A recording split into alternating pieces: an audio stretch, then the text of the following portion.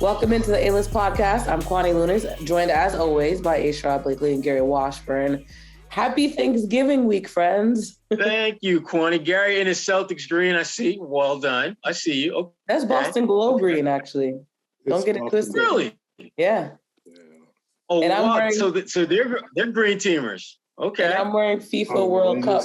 Telling Just gave me the hoodie. It's gave me the hoodie, Sherrod. I ain't asked no question.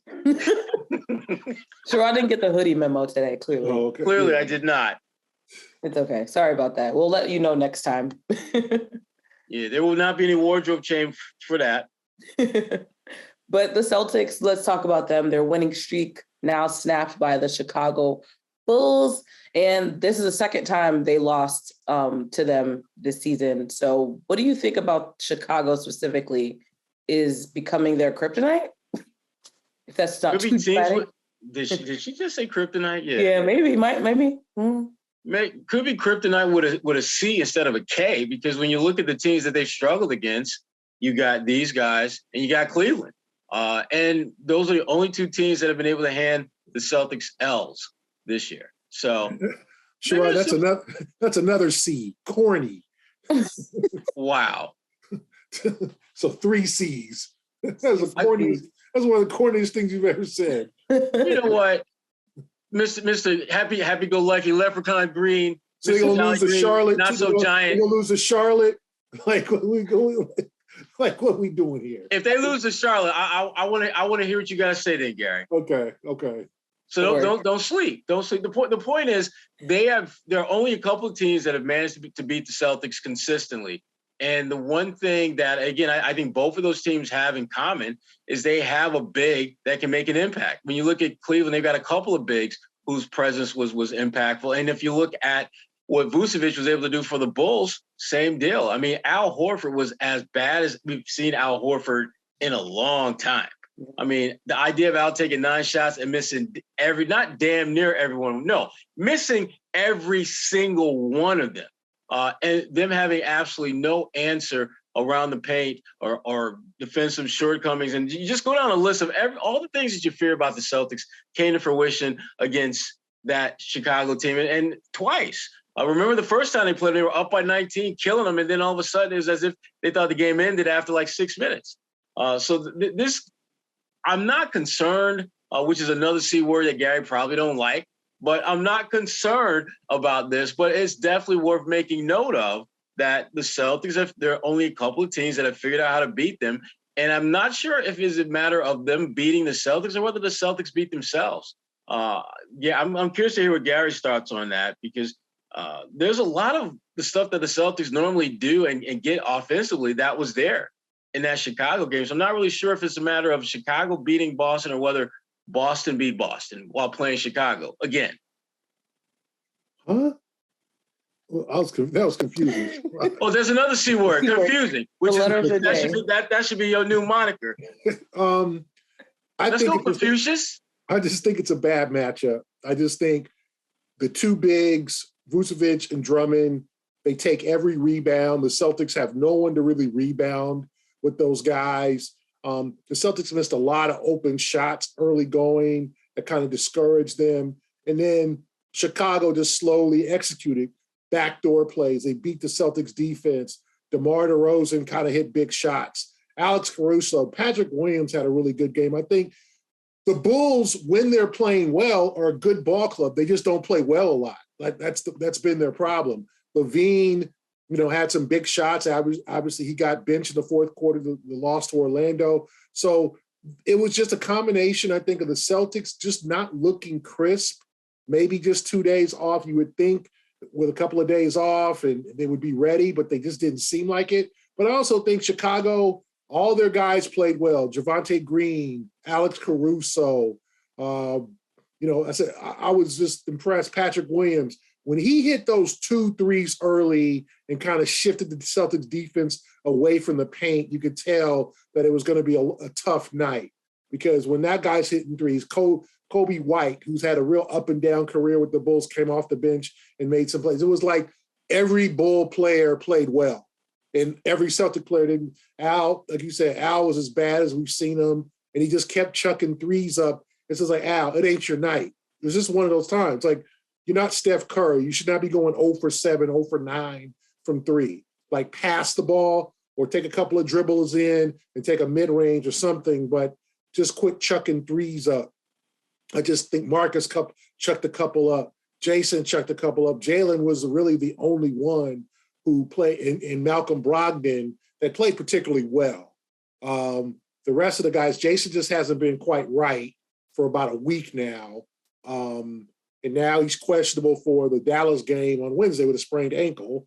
You remember he tweaked that. I think he stepped on someone's ankle in the against the Bulls, like in the second or third quarter. He stepped on someone's ankle.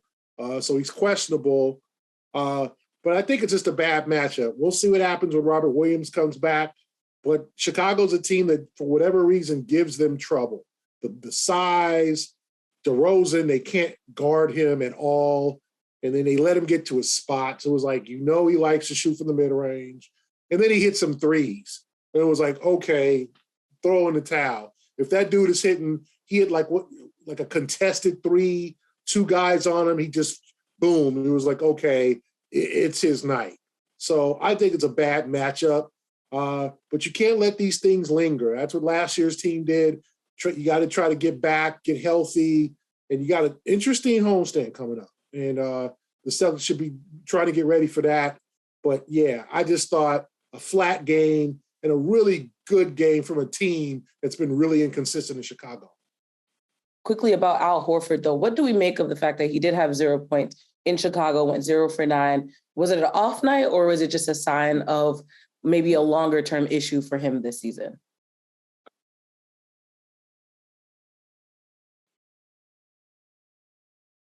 You know what?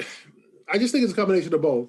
Al is not a pinpoint shooter. Al is a streaky shooter.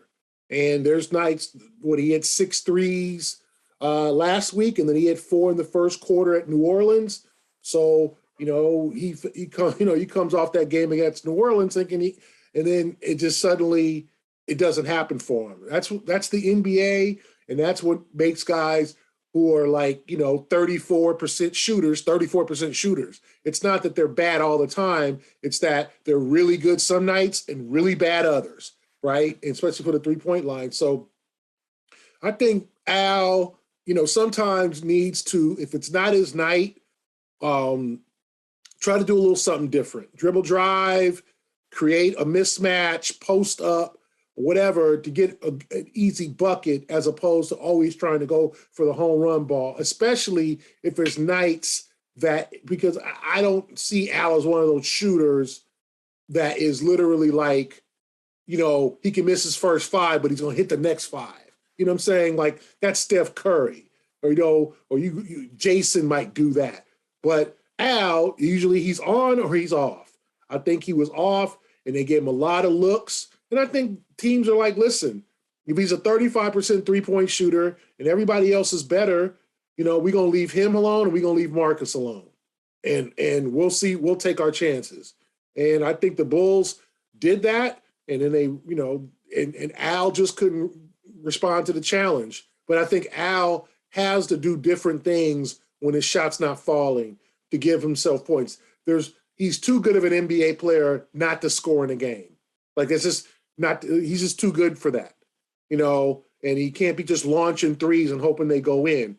Go to the hoop, little jump hook, little short jumper, use your mismatch, or if Vucevic is out there, drive past him. You've got the speed element, quickness element over Vucevic, go to the basket, dunk on somebody. Like, use your powers that you have as opposed to like launching threes, especially when you don't feel it from 3. See, I think Al understands that, what you talk about that he's had throughout his career, I think it's still there. It's just not nearly as ample for him to just raise up and dial up like he used to. I think a lot of those things that you're talking about, Gary, are things that Al, I'm not sure if he was physically capable of delivering it when he wanted to. Or what? And the other thing, too, that you got to always keep in mind with Al, particularly at this point in his career, is his role. Al, for the most part in his career, has been like 1, 2, or 3, first, second, or third option. And that ain't really the case now. And so I think for Al, it's a matter of, what do they want me to do? They want me to be a catch and shoot guy. Okay, I'm just going to do that. I'm going to catch and shoot. I think it's almost like Al needs someone to kind of give him a nudge when, hey, bro, shots ain't falling. Go to the cup, attack. Because I don't think Al is going into games expecting that he needs to counter anything, because his role is so defined. In fact, when you look at the guys that they play regular minutes, I don't know if there's anyone who has a more chiseled out role for what they're supposed to do than Al Horford. I'm more concerned about what can he bring to the table defensively. I would have much rather him had an 0 for 9 night and Vucevic go 5 for 13, 5 for 14. And then it's like, okay, you're not scoring, you're not making shots, but you're getting it done at the other end. But that wasn't the case. Vucevic had a very efficient game at the rim, and his face-up game I've always thought was a bit underrated. And Al wasn't able to match that. So not only are you being outperformed from a scoring standpoint, but you're not getting it done defensively either. And that's where, to me, that not having a Robert Williams is going to slowly but surely creep up and become more of a factor until Rob gets back. These players need another impact player out there to do some things in that front court. And Al, I will say this, has done a great job for the most part this season of giving them what they need and then some.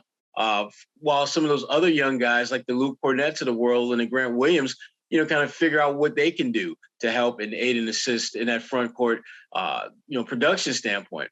But they're not going to be the championship caliber team that they're built to be until Rob gets back. And that doesn't mean they can't win games, because they've clearly done that. But when you talk about winning a championship, you have to have the ability to shift in whatever mode you have to go in and beat a team. And like against Chicago, they need a much more physical down low presence. That doesn't mean you're scoring at will down there, but have someone who's making an impact in the paint. And that's Rob Williams' specialty. His ability to alter shots, his ability to rim run. They need that badly, because they've been able to get by without it so long that at some point they're going to need that void to be filled. And the Celtics are chomping at the bit. Sorry if that's another C word that you don't like, Gary, but chomping at the bit to get back to being the complete team. There's another one that they feel they need to be in order to have a shot at beating all teams, regardless of whether they're big physical teams like the Clevelands and Chicago's of the world, or more traditional teams that have more of a kind of standard front court, or they play smallerish ball that the Celtics have obviously shown the ability to match up well with and defeat. Well, I think we can talk about 2 points here. One, Al's more of a 4, okay? And he's playing out of position because Robert's hurt. But the Celtics did sign Noah Vonleh and Blake Griffin to provide a little beef in the paint. And neither of them played last night. There's some trust issues there, clearly. Yeah, and that's what I think the problem is too, is that they need to get more, like Vonleh can't stay out of foul trouble. And I think that they're finally starting to realize that Blake is can't play all that much like he used to. Like Blake, his left leg, it's not moving well. It's like he's not moving well. If you see him and he's built like a brick house, he's still very muscular. He's just a guy who work out in the gym, but you can see that his left leg, with all the surgeries and stuff, he isn't moving as well as they probably would like. And I think when he did that 21 minutes in Detroit, that's its most that you're going to get out of Blake. When he played most of the first half, and then Mazzulla went with Vonleh most of the second half, I think that was like, Blake don't have 30 minutes in him, okay? But that's the thing that concerns me, is that what is the situation in terms of like Vonleh and Blake? Because they're both big, beefy guys who should be able to push around a little bit, Drummond and Vucevic. And Drummond comes in there, and, Andre's limited, and, I think he's had a nice career for a guy who was kind of an unknown out of UConn. He's bounced around, he's adjusted, he's still in the league or whatever, but he like gets rebounds like it's like bees on honey, man. Like he just and you got to push him away. You got to do something. You got to have some resistance. If not, he gets every rebound. You get one shot, and then he gets you offensive boards. Like, he comes in there, like, he should not be getting 7 rebounds in 6 minutes. Like, you've got to somebody's got to push him off the block. Somebody's got to push on, and it's not Al Horford as much. And then there's something that had Marcus trying to check him. Like, what are Griffin and Vonleh there for? You're not looking for them to score. You're saying rebound. And if you get a foul, that's cool. We don't really need you late in the game, but don't put us in the bonus, but give us some boards, give us some wood, lay some wood in that paint. Like, it was like last night, this is the game you need those 2 guys. And I'm not sure what, I know the trust isn't there because Vonleh can't stay out of foul trouble. And I think Blake knows how to play when he's out there or whatever, but can he move? Can he get up and down the floor? Like, I don't know. Maybe they just want to save Blake for the second half of the season. Who knows? I'm not buying that. But they've got, like, last night was a need for some beefier. Cornette's not beefy. He's tall, okay? He's going to get pushed around. But you got 2 guys on that damn team that you would want as a bouncer at your club, the Club Charade. You want Blake and Vonleh as bouncers because they're going to lay some, and it's like they weren't in the game. And you're looking at, like you said with Cleveland, Chicago's got 2 bigs that gobble up every damn rebound. So, you're getting one shot, and then, they're getting multiple chances on offensive rebounds. They're getting second chances, or they're getting putbacks. I mean, Drummond just has always given the Celtics issues. We all know that. And Vucevic has too. So I'm just wondering what is going on with Vonleh and Blake. And are they going to get consistent minutes? Because that's why you sign. If not, I mean, send a plane ticket to Taiwan and bring Dwight Howard in, or bring, somebody, because Robert ain't beefy either. Robert Williams comes back. You look at Robert. Robert ain't pushing nobody around.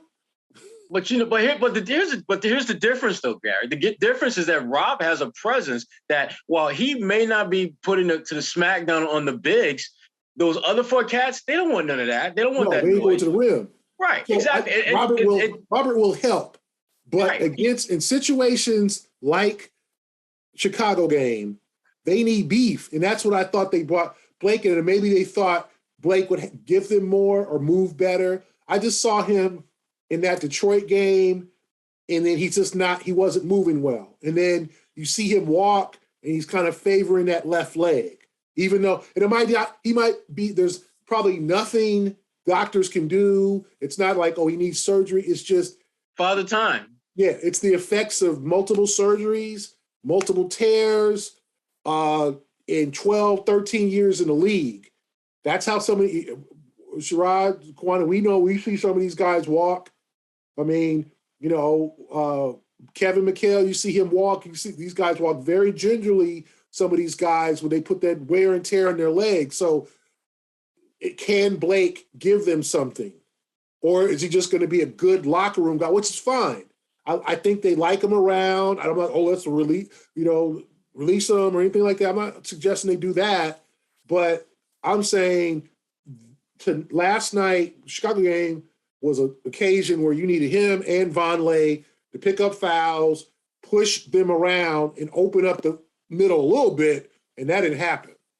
No, I think what we're seeing is what happens when you're going with your backup for starter-like role. I mean, the guys that we're talking about are end-of-the-bench guys that you don't want them out there too long, because if they're out there too long, that means something is not going right for you. I think Vonleh would be a lot better and a lot more impactful if you did have Rob out there, because those 6 fouls, he could maximize them without it devastating your rotation if you had Robert Williams available. And you're right, they're not beefy, but the problem with Vonleh is that, he's monitoring the door to the club, but he's beating everybody coming up through the damn door. You're not supposed to beat everybody up. You're only supposed to beat the ones who we don't want to be in the club. Not everyone with a damn ticket. He beat grandmas, grandpas, Uncle Louie, little Pee Wee. Anyone and everyone that's coming near that paint, he is giving them the smackdown. He's giving you what you would ideally want, but he's giving it to you all the time in a quantity level that you don't need. He picks up fouls way too quickly. And I think he has gotten he's been at the detriment of some bad whistles. There's no question about that. But you start looking at his overall body of work, he ain't no punk out there. He is being physical, but there's a certain amount of finesse that you have to be with your physicality, and he's not that guy. And it wouldn't be a big deal if you had a Robert Williams who is able to give you more traditional, that hovering defense, that ability to help out your teammate when they get beat off the dribble and all that stuff. He's just out there whipping some ass. He's that dude. He's just out there whipping ass at the front. And as you know, I'm a big fan of them kind of dudes. Those are my guys. But I also know that you can't be that dude and not have someone to balance that out. And that's why, I totally get why Joe Mazzulla doesn't feel a tremendous amount of trust in him, because he needs him to play smarter, not harder. And again, I think that's been a little bit of a challenge for him. And your points about Blake, I from the beginning, I was a little bit, I don't know if this is going to work, because I still have those images of him in Brooklyn. And I still have those images of the way that he went through the Tatum torture chamber like nobody, and how they were hunting him out. I was a little surprised, to be honest with you, that they signed him, because, again, when they played Brooklyn, they made a point of going at him. And my first thought is, you don't think the other 28 teams that y'all go against are going to try to do the same thing when he's out there? And I think part of their thinking is that, well, if we only playing him maybe 10 or so minutes, that doesn't allow teams to make going after him a focal point of what they do. But with injuries, you got to consider playing him more. And then you either consider playing him more or consider plan B, which apparently is to have Marcus Smart deal with some of that front court smoke, who I would absolutely have at the front door as my bouncer, because Marcus he's about that life. He will be physical. He will make some smart plays. He's just not physically built for that particular position. But it won't be about IQ. It won't be about toughness. It won't be about anything other than physics. He's physically not there to play that position. But he's going to fight and he's going to scrap.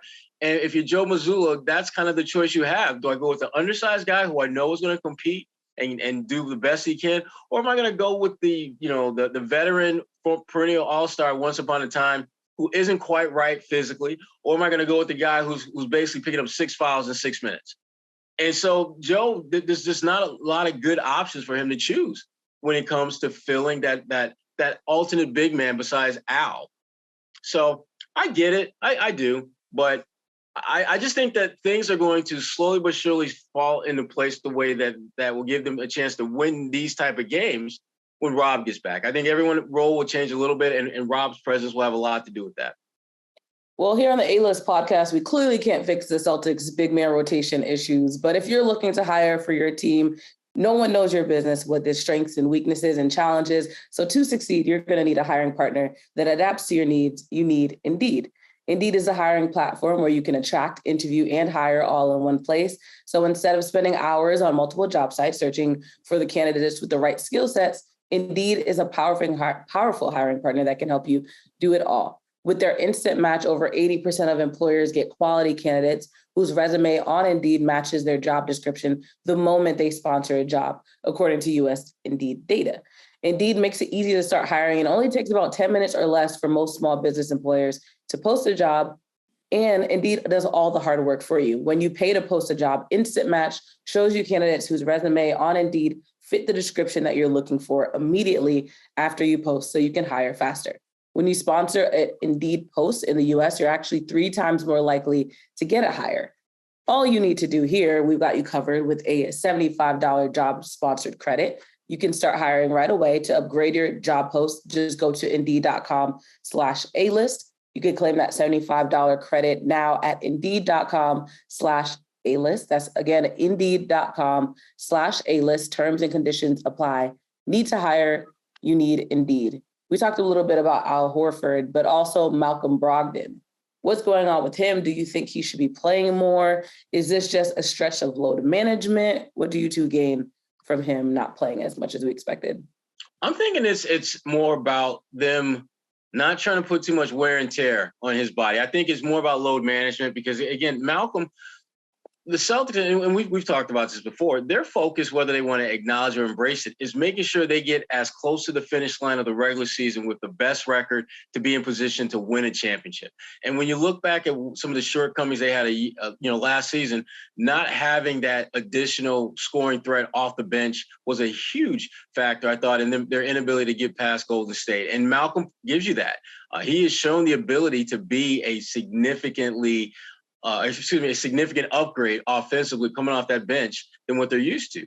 And they want to make damn sure as best they can that they have him when it absolutely matters most. So I don't think Malcolm will see too many games between now and the end of the regular season where he'll play in the low to mid 30s. I think the goal is to keep him somewhere in the mid to high 20s minutes wise, which, again, for those of us watching him play, you're feeling like you're getting a little shortchanged with that because brother had like 23 points in 25 minutes. I think he had like 6 assists, doesn't turn the ball over a lot, isn't a lockdown type defender like a Marcus Smart, but he's not exactly an easy pass in high tops out there either. So finding that balance between getting the most out of him, what he has to offer, but not wearing him down in the process, I think it really is a kind of, it's a feel thing for the Celtics, and they're feeling their way through that. But again, you look at that Chicago game and you think that, man, if they would have just played him maybe 5 more minutes, this may have been a different outcome. But to them, it's like, do you run the risk of kind of wearing him down a little bit more in a game in November that could potentially, trigger some health issues that might make him maybe not available for the next game? So there's a lot of that, I think, going on with this Celtics roster, understanding that they have to win games now because they don't want to be in a situation where they were a year ago where you're playing catch up in November. But you have to do it intentionally with a focus on making sure your best players are available when you need them most. Some of the guys who've missed games recently, other than Al Horford, like a Marcus Smart, I'm not sure whether him missing those games would have happened last year if he were having the same health-related issues. The games that Malcolm has missed, I'm not sure if 2-3 years ago, before he had this run of bad luck with injuries, whether he would have missed some of the games that he has. But the Celtics, they understand that at the end of the day, this is about bringing home that banner AT. And the key to that for them is making sure their core guys are ready to roll come playoff time. And Malcolm Brogdon is one of those guys. Yeah, I'm not really worried about him. I think Malcolm hasn't been as consistent of a finisher as I thought he would be, missing a lot of layups, getting blocked at the rim. But I think he'll bring, when he gets comfortable, he gets the hamstring back, he'll be fine. I think, Marcus is going to have to treat that ankle. So I think they'll all be fine. Marcus is not someone I'm concerned with. I'm not going to really concern. I think the defense has improved. I think they're doing better at taking steps. I just think they had Chicago's not a good matchup. I've seen the Bulls multiple times this year. They don't play that well against most of the other teams in the league. They don't, and everybody, I think what we have to realize too, when we follow this league and we're around Boston, is that you notice around the league, like there's other teams getting it handed to them too. Denver, Milwaukee, Milwaukee got blown out at home by Atlanta last week before the Celtics went and handed Atlanta their lunch, and Atlanta, so it happens. I just think that you can't overreact to one game. Now you can't let it linger and turn into a prolonged losing streak. And I said, this schedule coming up is very interesting. Dallas, then Sacramento with the Mike Brown Express, Sherrod's close buddy, Coach Mike Brown, he's one of the best offenses in the league. And then you got Washington and Charlotte, another C. Now, if they lose to Charlotte, there'll be a problem. Washington and Charlotte in the home back-to-back before they get 2 against Miami. So a very interesting, 6-game homestand where all the games are tricky. Even the Charlotte game, it should be Charlotte, but Washington's playing well, Sac's playing well, Dallas, Luka's always done well against the Celtics. We all know that. So very tricky. So you don't want this to linger. But I think the way the league is, no one's going to pull away. No one's going to win 65 or 70 games this year. There's going to be a bunch of 56, 57 win teams. And, the Celtics are going to be one of them. And there's going to be nights, and I think they hope that it's not too many nights, that they're just not going to play well. And I said, Milwaukee got trounced by, literally got trounced by Atlanta. Atlanta gets trounced by the Celtics. Atlanta comes back and beats Toronto. Like, everybody's beating each other up. Miami's 7-11. Like, there's a lot of problems. So the Celtics are 13-4. I think they feel pretty good about their position right now. And when we talk about load management, Jayson Tatum, as of the most recent injury report for the Celtics, is listed as questionable with a left ankle sprain. And he's played all 17 games up until this point. When do you two foresee him actually taking some time out for load management? And I doubt it'd be against the Mavericks, but when do you two think that would happen? I would hope that is before Christmas. I would like to see him miss a game or two just to kind of catch his breath, because you start looking at their schedule, and it's a bear. I mean, it gets really, really tough. And Jayson is so important. We saw what Jayson Tatum in crunch situations less than healthy looks like. We saw that in the finals. I don't think, we're watching that game and we're watching him miss a lot of shots that he normally doesn't miss, not at that frequency. We're watching him defensively, maybe not move quite as well as we're used to seeing him. And then it comes out after the fact that he was dealing with a wrist issue during the playoffs, which came as a surprise to no one when you consider how he played and things of that nature. So I'm absolutely all in on Jayson Tatum getting, a game here and there to just kind of sit back and just not do anything. Because I do think those nights of load management, they do add up, I think, over time.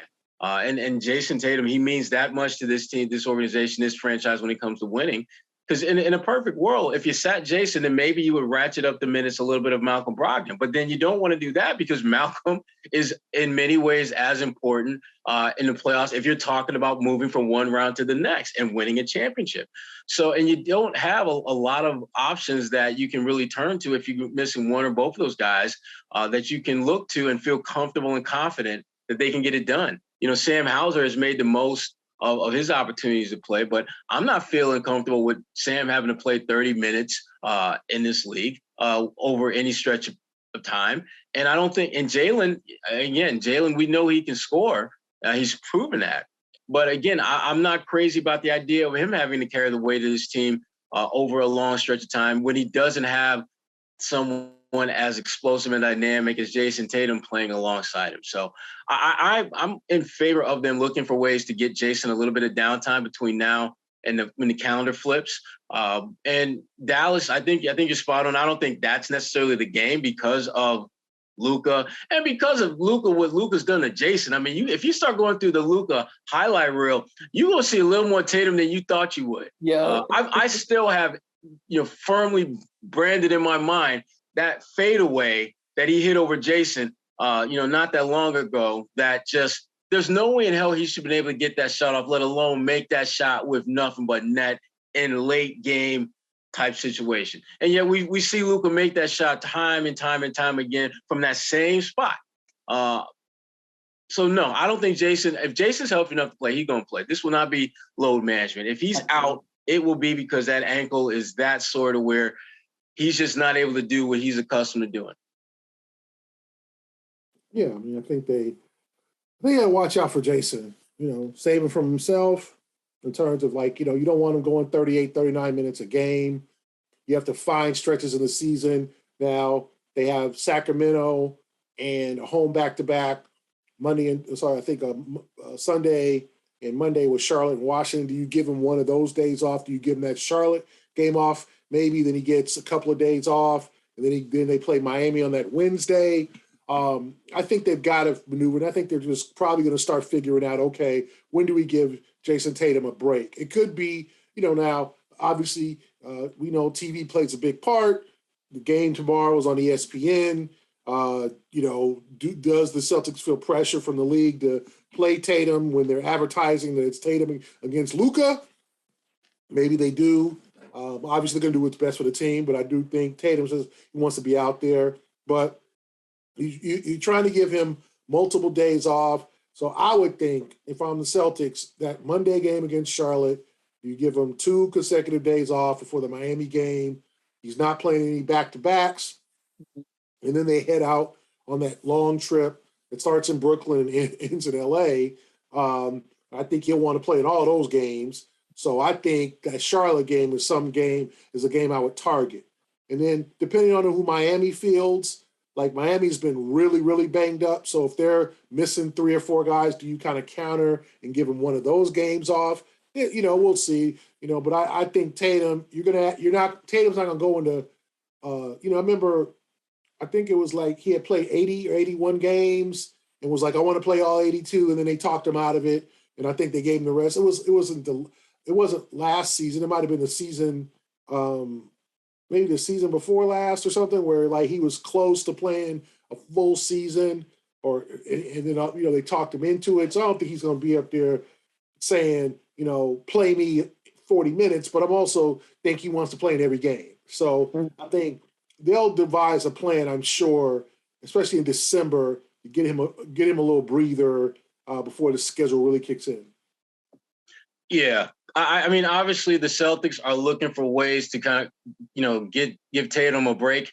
And our listeners, we got a way that you can give yourself a break at the bank with our new sponsor, Rocket Money. Are you wasting money on subscriptions? 80% of people have subscriptions they forgot about. Maybe for you, it's an unused Amazon Prime account or a Hulu account that never gets streamed. There's this great app that helps you track all of your expenses. And because of it, you no longer waste money on subscriptions you don't even use. You might have heard of it. It's called Rocket Money, formerly known as Truebill. Do you know how much your subscriptions really cost? Most Americans think they spend around $80 a month on subscriptions when the actual total is closer to $200+. Don't even think about it. There's this app that you are going to love using that takes care of that for you. It's called Rocket Money, formerly known as Truebill. Now, the app shows you all your subscriptions in one place, which is huge, and then it cancels for you whatever you don't still want. Rocket Money can even find subscriptions you didn't know you were paying for. You may even find out you've been double charged for a subscription. To cancel a subscription, all you need to do is press cancel, and Rocket Money takes care of the rest. Get rid of those useless subscriptions with Rocket Money now. Go to rocketmoney.com/A-list. Seriously, it could save you hundreds a year. That's rocketmoney.com/A-list. Cancel your unnecessary subscriptions right now at rocketmoney.com/A-list and give yourself a little bit more money in the pocket at a time of the year where everybody is looking to save a little bit of money for the holidays and all those holiday wish lists that everyone has. Because I know Gary's looking to save some money so he can give me and Kwani some really good gifts, right, Gary? Even Uncle Louie and Little Pee Wee, Exactly. Because they got beat up, so they need some money. They got to go to the hospital, so we got to save money for the family, Gary. Yeah, we got to give. Yeah, you're right. I do need to save money for you guys' Christmas gifts. There we go. I just signed up, actually. It took like the whole time you were reading that ad, so it was pretty straightforward. It's a great idea. I mean, because I still, right now, and it's usually around this time, I get messages reminding me about renewing for services. And I'm like, wait a minute. When did I sign up for that? Right. Yeah. So the timing of this is really good to kind of catch that stuff and figure out what to keep and what to not keep. So I like it. Sounds like a plan. Do we want to quickly go around the NBA before we wrap this up? Because we got to talk about our boy. Speaking of plans, Kwani, of plans, it looks like Brooklyn's got a plan now. Let's bring Kyrie back, y'all. Yay! And that is like most of what surrounds Kyrie didn't quite go as planned. Mm-hmm. I'm curious, just Gary, your thoughts on the Kyrie comeback to the association and just we talking about the Q's? About that? We talking about the Q's quote outside of the Barclays Center? That too. Yes. And that isn't quote. They weren't the Omega Psi-Phi brothers. No. No, they were not. I think it's long overdue. And I'm not saying he shouldn't have been suspended, but I think that this is a very tricky, touchy topic. We don't want, and I think I can speak for everybody, you don't want racism in the league. You don't want anti-Semitism in the league. You don't want any of that. That's wrong. Okay, it's wrong. It's immoral. It's wrong.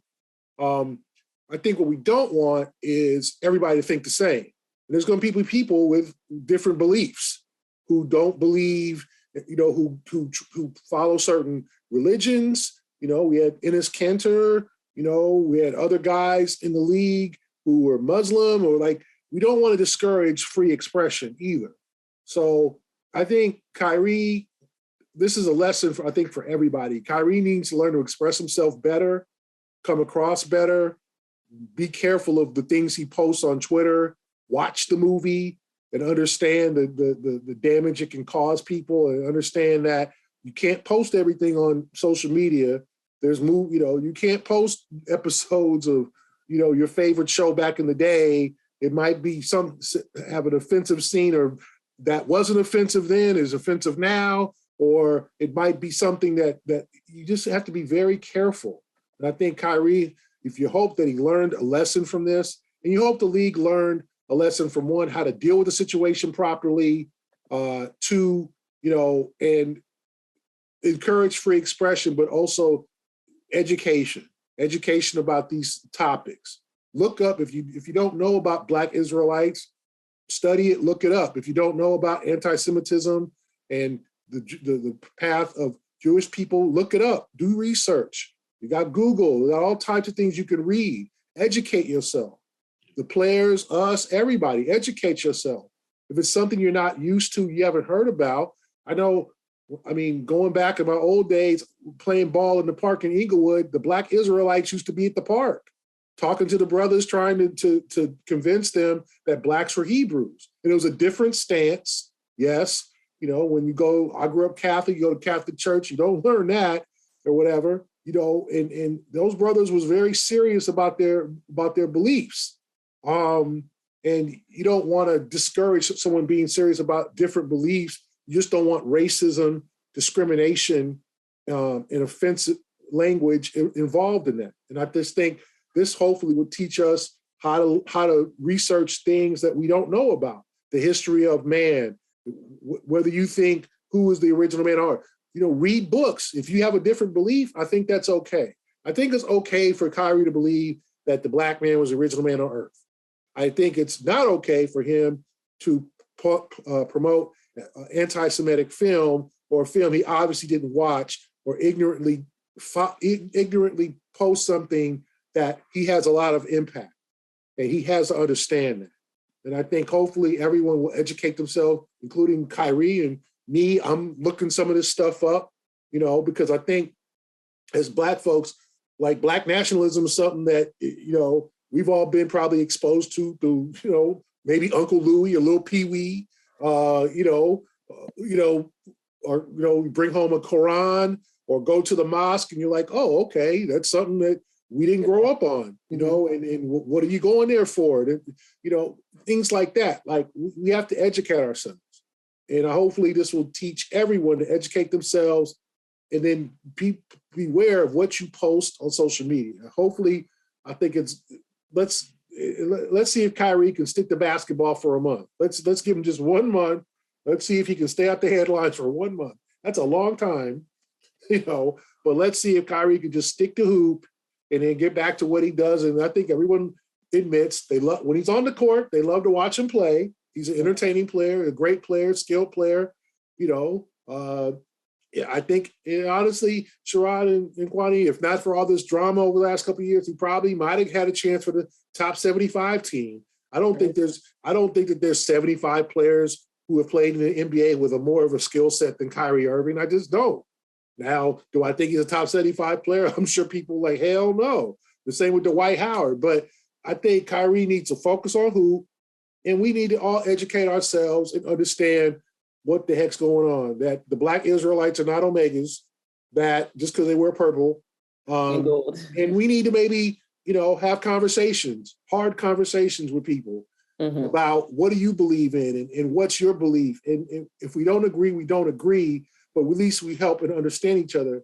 I think Jon Stewart said, instead of just banishing Kyrie, try to educate him and have him understand what's going on over just going, get out of my face because you don't believe, what I'm saying? Because that's the whole thing. I think a lot of us are uneducated about Like, I don't think many of us heard until 2 weeks ago what Black Israelites are, and different types of sects of religions from all different types of people, right? Not only Black people, whites, Asians have different sects of religions that they believe in that we might not know about. Let's learn about that. This is 2022.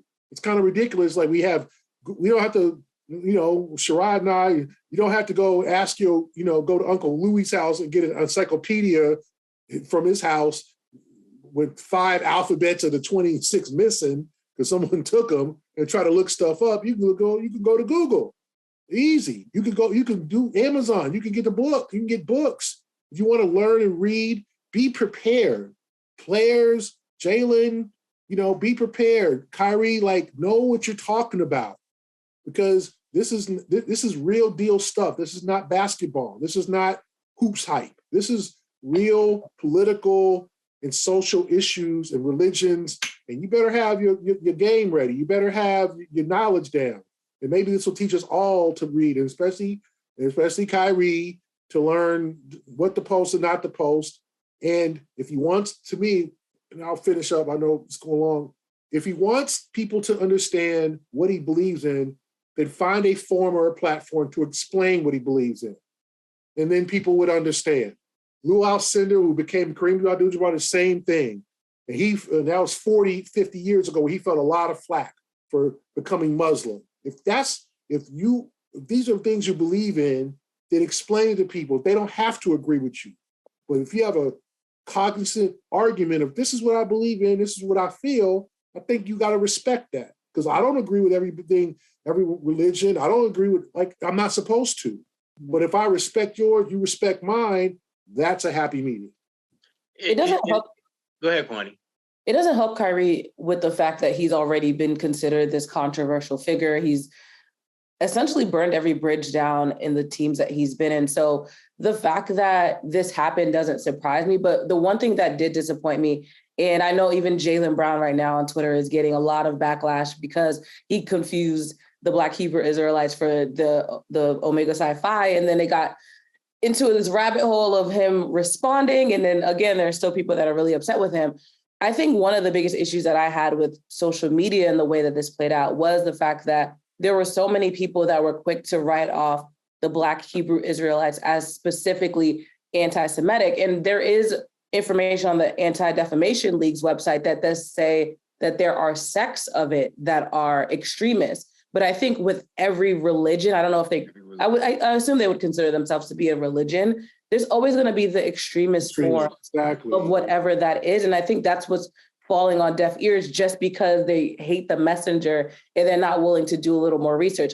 I don't think Kyrie is anti-Semitic. I don't think Jaylen Brown is anti-Semitic. I do think that if Kyrie at least is a Black Hebrew Israelite, maybe he genuinely does believe that he is Jewish. But if that's the case, to your point, I think they do need to do a little more or maybe a lot more research and figure out a way to properly share that message. But again, I think the double-edged sword in this is that Kyrie is just not the best messenger at this point in his career because of his historic past with the league and the way that everything he's done has become controversial. But overall, I do agree with Gary as well in the sense that we have got to this point as a society where we're so dismissive of other people and other people's beliefs, especially if it doesn't align with ours. And I think that's why we are where we are today, because no one's willing to listen. Once they hear that one thing that's turns them off or maybe considered a red flag, then everyone's shut off. And then now we have all this tension. So overall, I think, honestly, to your point, Kyrie might need to step away from these conversations for now, because unfortunately, he's never going to be the right guy to say what he believes. Well, I think one of the main reasons why he's not the right guy is because he has a platform that has the potential to educate folks, and he doesn't educate himself about the subject matter before he tries to educate others. And when he's called on it, he gets defensive. So you've already created a tension-filled arena with, when you get to the genesis of that, it's because you didn't educate yourself on what you are trying to educate others on. And Kyrie, I don't have an issue with him speaking about Black Israelites and things like that, but understand that others aren't as knowledgeable on this as they should be, and understand that the only way that you should be in any type of position to utilize your platform to educate them is to educate yourself first. That's always been the issue that I've had with Kyrie on these type of subjects. It's not that he takes that particular position, whether I agree or disagree with it or not, but educate me on what you're trying to promote. Because when you listen to Kyrie talk, on the one hand, he'll say that I've got this tremendous platform and a responsibility, and then he will do an act that is completely irresponsible and doesn't recognize the power of his platform. And if you're listening to him, it's easy to be dismissive of what he's saying because he's giving you the power to be dismissive. He is not showing you the path of understanding what he's talking about, but rather he's just simply talking about something and having you, maybe you'll figure it out, maybe you won't, but I'm just going to say what I feel. And when he's called on the bullshit dynamic of that, he's just like, well, what's the problem? And then it comes back to like, for example, this whole issue came down to one simple question. Are you anti-Semitic? And, you know, multiple people chimed in with the response. It's a yes or no type of question. And Kyrie literally could have just said no and not said another word about it. And then people, they'll fill in the blanks however they want to, but they will have on record him saying that he's not. And he did not do that. And it's this weird, sick game that he plays with the public. And I don't know whether he fully understands that this is never a good thing for him. And again, the last point I'll make on this before we move on is that, you know, Jaylen Brown somehow gets roped into this because he's trying to balance that, balance the need to support Kyrie, which he has made very clear. He supports Kyrie, not necessarily his positions, but Kyrie, the individual, which I get as someone who is a fellow NBA player, a fellow Players Association board member. I totally understand that. But I'm going to just tell you right now, I love y'all, but if y'all put some bullshit out there, I ain't going to support that. I mean, if Gary came in here and said that, hey, everyone in the world should be drinking Dr. Pepper for the rest of their life. I may love Dr. Pepper, but I may not support that. If let's say, what if I like another kind of cola? What if I may want to support him, but I may not want to support that position. Jaylen may want to support Kyrie, but he shouldn't just align himself with his positions unless he does his homework and understands what that position means. I think both of them have, to be candid, they've taken some shortcuts in their social justice activism responsibility, where they're out there promoting and giving an impression that they support certain things that they don't really know enough about in order to render themselves behind that movement. And then when folks do a little research and realize this is a flawed theory that you're supporting, then they're like, oh, my bad. I didn't know that was out there. That's funny. It took them like 10 minutes to find that out. And you didn't have 10 minutes. I mean, you get 1,440 minutes every single day to live. You can't take 10 of them out to find out whether this position that you're going to put on your platform that is followed by millions and millions of people is a position that you support. Come on now, brothers. Come on now. I mean, I think that Kyrie comes across to me and some of these guys as when you fill yourself with this new knowledge, you become an expert. But they're not filling themselves with the knowledge that they're being experts. They're filling themselves with knowledge, but they're not understanding that other people don't have that knowledge, just like you did 5 years ago. You didn't know about the Black Israelites or that the Black people, you think the Black people are original man on earth. You didn't, but you look down, you don't know what I know, well, too bad. And I think that's the mentality, the lack of education. Like, it's like before every Celtic game, me and you, and get a little pamphlet from Reverend Gray with the word before the Reverend, the team chaplain gives hands out to the players who go to chapel and to media members if they want it. A little motivational word, scripture, the Bible. I read that and I learn something from it. Now, do I agree with everything? Sometimes I don't. Sometimes I know. Sometimes I don't know. But he's educating me, right? He's educating me on his word. If Kyrie wants to be a leader, be an educator. If you want to educate your people about the Black Israelites or Black nationalism or your position or the Native American struggle, then do that. as opposed to being like, I know more than you do, and I'm not telling you what I know. Like, that's so counterproductive. That's what disappoints me about Kyrie, because like, Kyrie, you're smarter than that.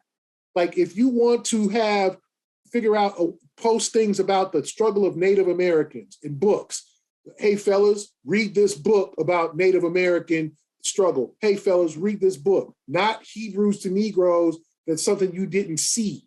Like, give people good quality education to devour, and they will devour it. If they don't, then that's on them. If certain media members don't, I don't want to, then that's their fault. If they don't want to learn, because as Black people, we all know brothers who have either been sisters who have been undereducated by our whack-ass educational system, who are searching for more knowledge.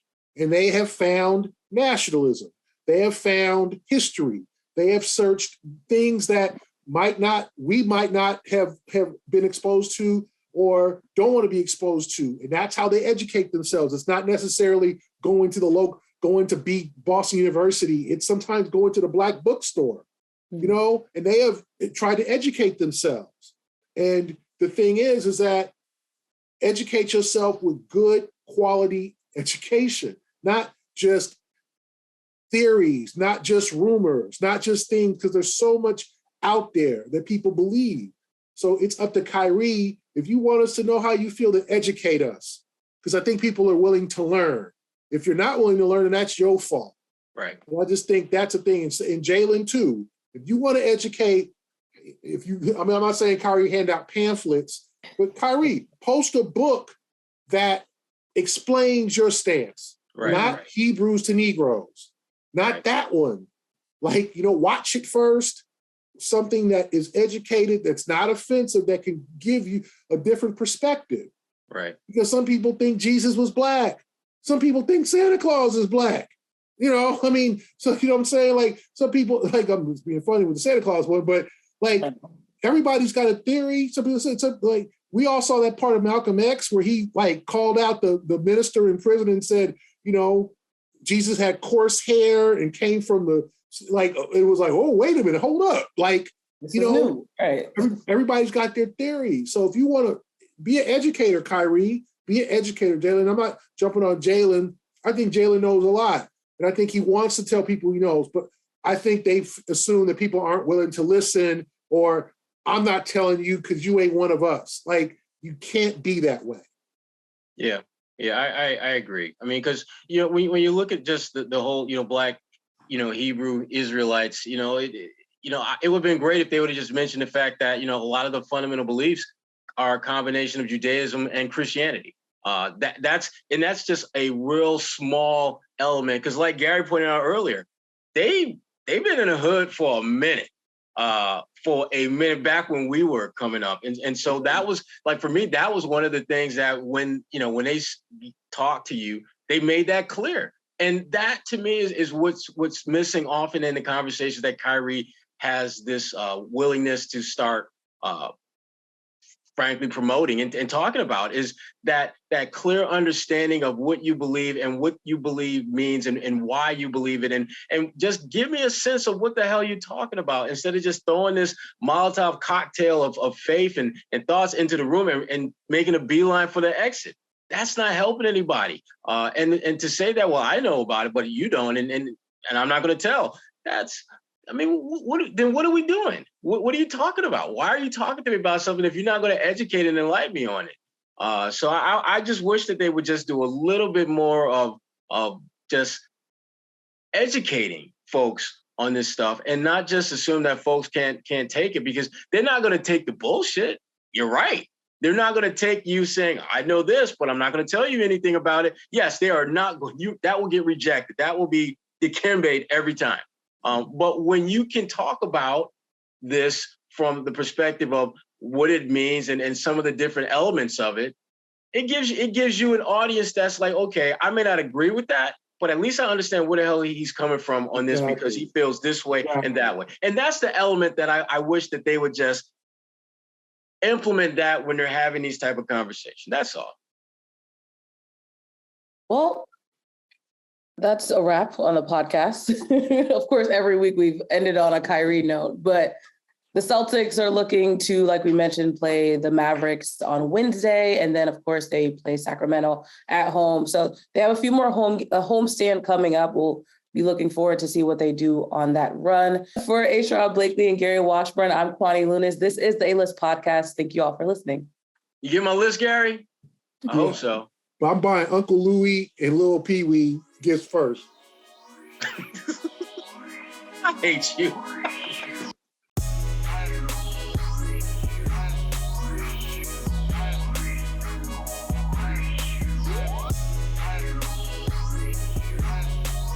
The A-List Podcast is powered by Indeed. Start hiring right now with a $75 sponsored job credit to upgrade your job post at Indeed.com/A-List.